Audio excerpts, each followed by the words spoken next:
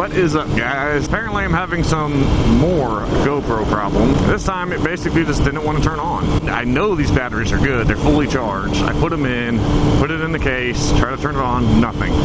Pull it out, swap back and forth between the batteries a couple times. I brought 3 with me because I have a pretty long ride.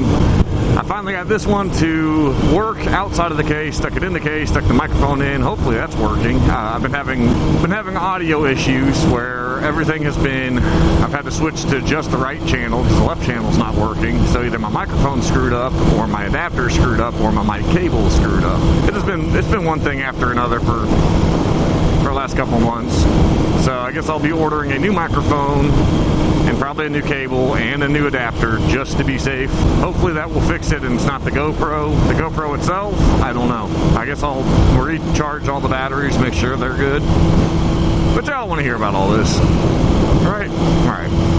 So I kind of have one of my, let's say, pet peeve topics for today, which is one of the things that irks me with a lot of people in sport bikes. I will say first, this is going to be a very short video because my GoPro's acting up. So we're going to get into my biggest pet peeve. I'm just going to go ahead and get one thing out of the way. Let's roll the intro.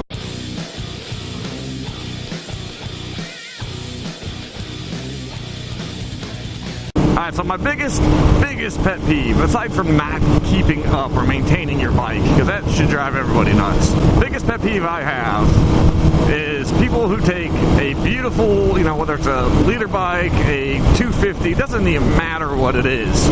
They take these gorgeous bikes that run fantastic, and they either cut the exhaust down, change it to an aftermarket, cut down little stubby exhaust. They take it and they make their bike ultra super loud to where you hear them 15 miles away at half throttle and it sounds like they're redlining it. If you understand the principle of how just exhaust in general and the intake of a bike works, they are designed to run at a certain length.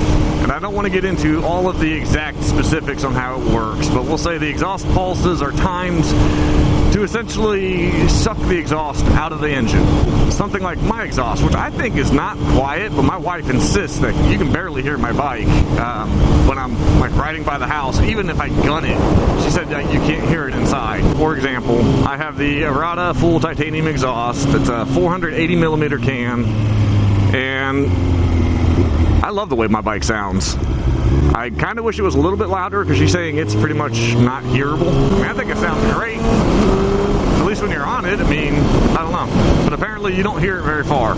So most people, like I said, want to take a little stumpy exhaust, make it super loud, and they think it makes it sound badass. And you'll notice this especially on a carbureted bike.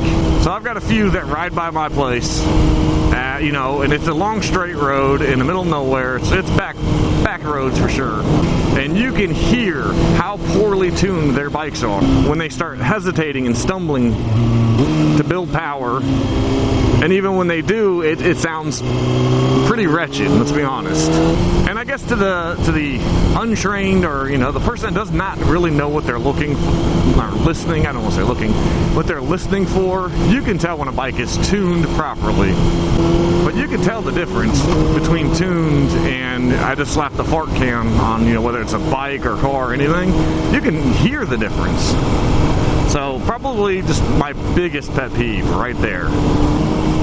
I was making the point, my Errata exhaust, full titanium, 480 millimeter can.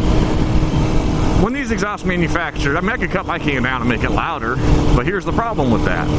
These guys do what's called tuned length. So that exhaust is that length for a reason, and that's usually exhaust scavenging, pulling the exhaust out of the engine.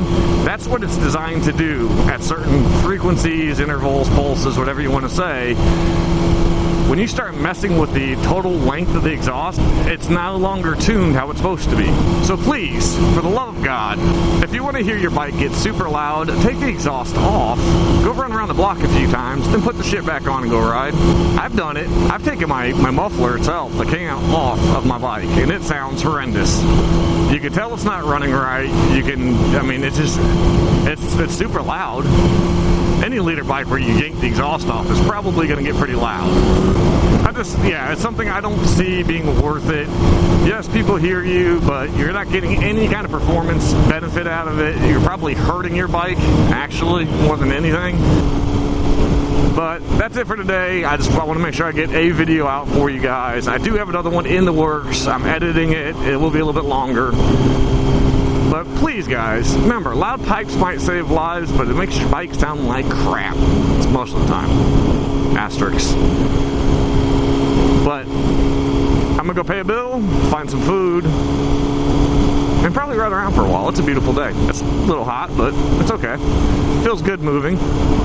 But you guys be safe, and I will see you in the next video.